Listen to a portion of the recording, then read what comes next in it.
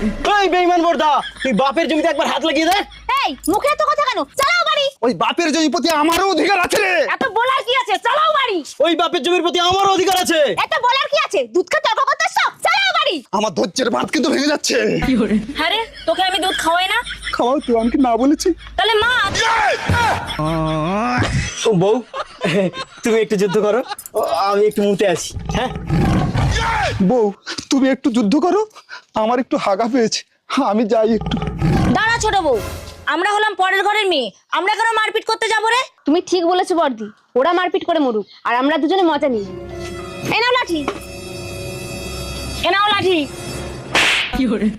বর্দা, চল আমরা এসব অশান্তি না করে বাবাকে ভালো ডাক্তার দেখাই। তুই ঠিক বলেছিস রে ভাই, চল আমরা সবাই মিলে এক জায়গায় থাকি আর বাবাকে সুস্থ করে তুলি।